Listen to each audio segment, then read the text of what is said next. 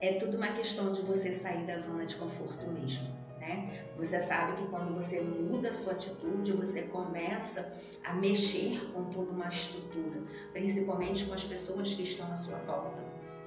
Então, as pessoas elas não vão compreender a sua atitude, o seu comportamento, elas não vão compreender que você, pela primeira vez, está olhando para aquilo que você quer, para aquilo que você decide, para aquilo que você escolhe para a sua vida, sabe? E isso é muito importante, que você tenha já em mente que você vai mexer com a tua estrutura, que você vai realmente sair da zona de conforto.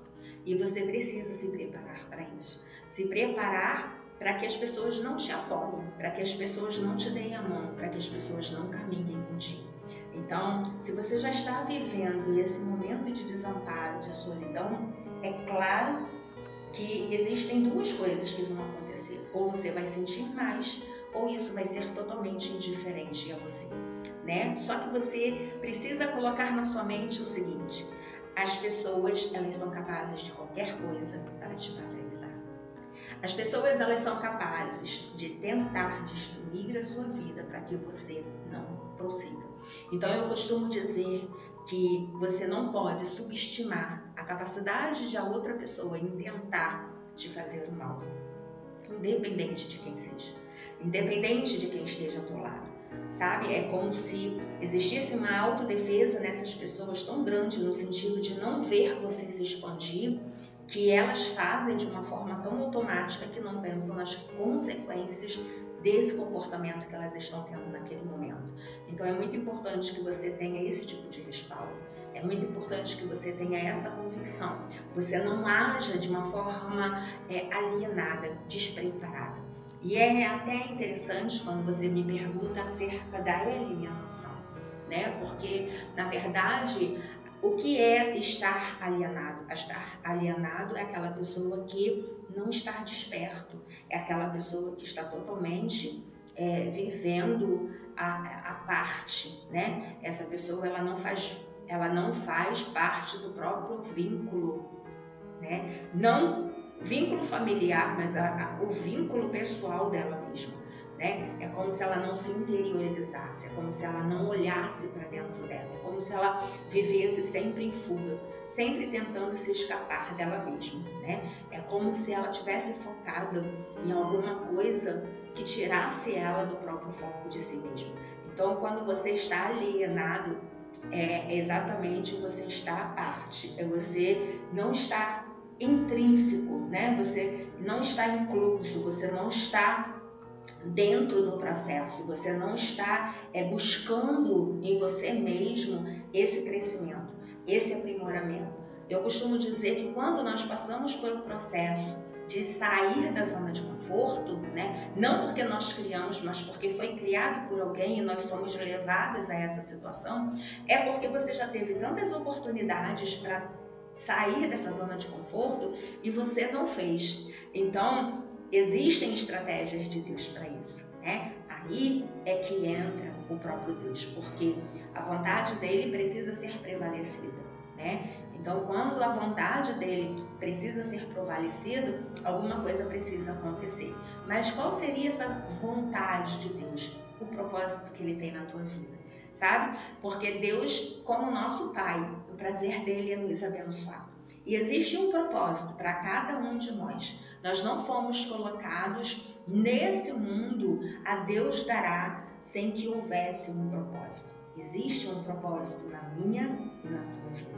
Você provavelmente tem um dom, você tem uma habilidade, você tem uma facilidade de fazer alguma coisa em determinada área, não importa. E você precisa fazer mais uso disso. Você precisa levar isso ao conhecimento dos outros, sabe? Quando Deus ele fala, ide ao todo mundo e pregai o evangelho, não é você ir de qualquer maneira, não é você ir conforme o outro quer. Não, é você usar daquilo que faz parte da sua vida, que faz parte do seu dia a dia, que faz parte da sua habilidade, sabe? E você andar corretamente, e você fazer aquilo que é justo, porque na vontade de Deus nada mais é do que a própria justiça. sabe? Então, não adianta você estar na casa de Deus, você buscar a Deus e você continuar sendo injusto, continuar fazendo coisas que desagradam a Deus. O que desagrada a Deus? Tudo aquilo que rompe os princípios de Deus, que foge ao comando de Deus, né? E o que foge ao comando de Deus é tudo aquilo que não está no centro da vontade dele. Então, quando você me pergunta qual o maior empreendedor que você poderia, né, colocar nesse momento, eu posso te dizer que no meu ponto de vista, o maior empreendedor é Jesus Cristo. Então, você fica sem entender, mas como assim? Cada um de nós somos empreendedores. Deus nos colocou nesse mundo para empreender. Empreender nada mais é do que o ato de você se comunicar, o ato de você lidar com as vidas, de lidar com as pessoas. Existe, né, dois poderes muito fortes na nossa vida, em que Deus ele concedeu somente ao homem, que é o poder da mente e o poder da fala. Então, através disso você empreende, através disso você se expande. Então, Jesus ele deixou uma ideia no mundo. Qual é a ideia? Qual é a marca? Qual é o empreendedorismo de Jesus? Ame o teu irmão, assim como a ti mesmo. Sabe? E isso foi muito inteligente de Jesus. Porque você não pode amar o outro se você não se amar. Você não pode fazer pelo outro se você não consegue fazer por si mesmo. Então, aí entra a palavra onde diz a necessidade da renovação da mente. Porque as pessoas estão precisando renovar a sua mente. Estão precisando retroceder e compreender que ainda há tempo. Sabe? As situações, as circunstâncias, elas vieram, mas ainda há tempo de uma renovação da mente. E aí você me pergunta, por que existiu a mulher reconciliadora? Porque se você for analisar, reconciliar é o quê? É você voltar ao concílio. Conciliar é você juntar, é você doar, é você apaziguar, é você ajudar, é você unir, sabe? Então, vamos supor que a sua trajetória de vida, a sua história, o seu processo fez com que você fosse picada, né? Você se desmembrou de alguma forma nos seus sentimentos, na sua credibilidade, você se sente desmoronada, desacreditada, desconfiada.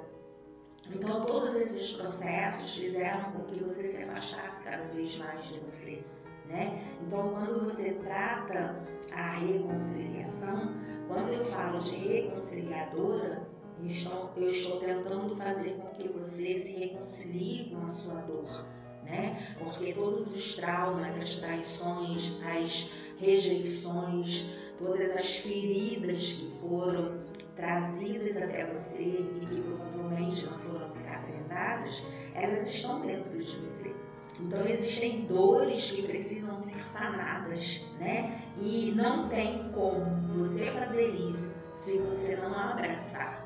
Mas isso significa que você vai aceitar a dor? Não significa que você vai tomar consciência de que ela existe, de que ela é um fato, né? Que ela aconteceu e que hoje você está abraçando ela como algo que fez parte da vida dela, mas que agora você, com outro olhar, vai lidar com ela de uma forma diferenciada. Então, esse é o ponto de vista. Não é a pessoa encarar a dor como algo natural, como algo que faz parte do meio dela, do vínculo dela, da vida dela, mas ela ter um olhar para aprender a lidar com a dor. Então, quando eu falo mulher reconciliadora, eu estou falando que ela está se unindo, que ela está se apaziguando, que ela está se aceitando, sabe? Eu estou falando que ela está se reconciliando com ela mesma, que ela precisa cada vez mais se aceitar, se amar, né? Ela precisa de uma identidade. Muitas vezes essas pessoas não sabem quem são, né? Essas pessoas, elas entendem que elas são o nome delas e elas precisam definir quem elas são.